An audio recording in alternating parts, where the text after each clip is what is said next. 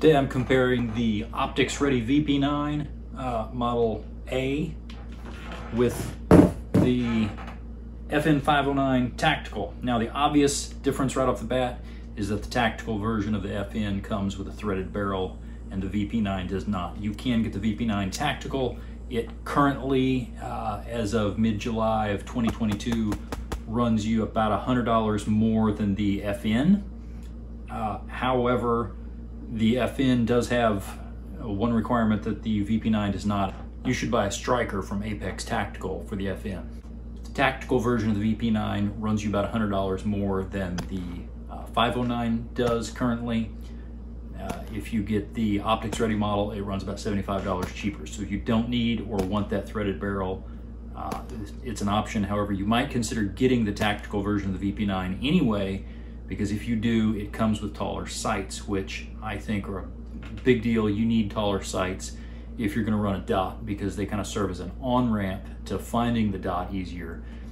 You have two basic options for it. You have the Dawson Precision, run you about 70 bucks, and then you have the XS sights, which I got, and they're currently 115. This one has the bright orange front. I like it a lot. I've had the blacked out, didn't like them as much, but of course they both work, and you can always use some cheap paint yourself to touch up that black front if you want, if that's your thing. So in terms of stock sights, both the 509 and the VP9 come with just a 3-dot system. I don't like 3 dots. I really like a blacked out rear and a bright front if I'm going to use irons, but they're comparable except for the fact that obviously the 509 does have those taller sights, as I mentioned. Magazines are comparable. Both of them use 17 round magazines.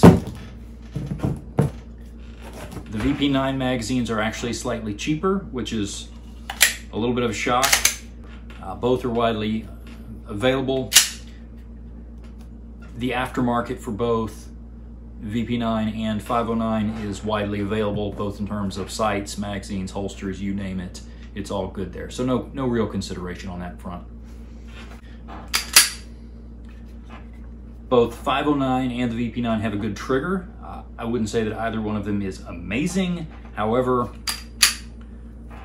there is some difference. The 509, the take-up on it is a little bit shorter than the VP9, and then it's a little harder, but it has a nice clean break with a positive reset.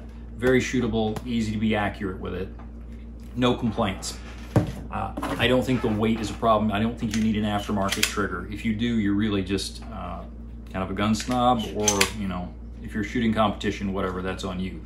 But for defensive use, you certainly don't need anything new.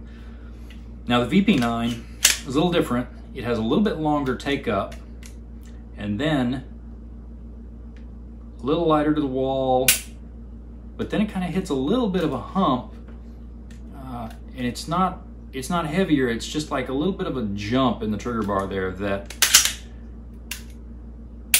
yeah, it just feels like a little bit of a jump. It's actually a little bit lighter trigger, but it doesn't seem to go off as predictably for me as the 509 does. So I actually prefer the 509 trigger. Not that the VP9 is bad by any means. It's very shootable. Now the grip option is where things get really different. I think that HK has done some wonderful things with their grips. They've got not only the adjustable back straps, but also the side panels are modular. You can have one side larger than the other, or both sides bigger or smaller. And so the VP9 wins out hands down in that regard. The grip texture on the 509 I like better, although I've put some grip tape over this as I'm checking out various things. If I was just going to go stock, I think I'd prefer the 509's grip texture, but ultimately, personally, I'd want a good stipple job on either one. So the 509 feels a little snappier, like it cycles faster, but in terms of actual split times and overall shootability, there's no difference between the two. The VP9 feels like a little bit more of a smoother push, while the 509 feels like it cycles faster. I don't think it actually does, though. I haven't been able to determine any difference in actual measurement with a shot timer there. In terms of reliability, a little bit surprisingly, the VP9 choked a lot in the first 300 rounds. And after that, it's been flawless. I now have more than 1,000 rounds through it. I did not cycle any of my hollow points through it early. And when I did, after about 500 rounds, they've been great. No failures there. But early on, especially, I like to run a variety of ammo through it just to see what it's going to do. I know there's going to be some HK fanboys who will scream at me that I should only ever run the highest quality brass, but I run everything through it to see what the gun is capable of.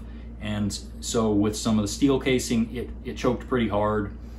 I could not get through a magazine without 2 and sometimes 3 failures. With the aluminum, the failures were cut roughly in half, and with brass, cut in half yet again.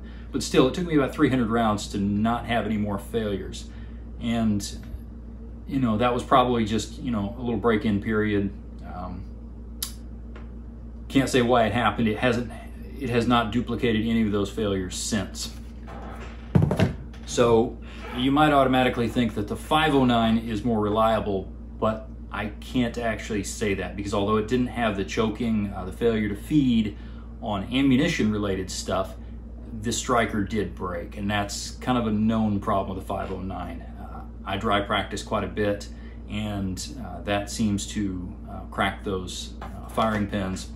And so the striker on this broke. I was out on the road at the time. It was pretty disappointing, very upsetting to be out and about and have your carry gun go down, but that happened. And so as to which one is more reliable, I can't say. They've both had their issues. I think the VP9 has had its issues worked out. And of course, I haven't had any more troubles with the 509 either. So, you know, that's kind of a toss-up. They're both good options. You just have to pick which one you want to go with. Take it to the range if you can rent it and shoot it, because how it feels in your hand is really no guarantee. They're both great guns. I think you'll enjoy either one of them.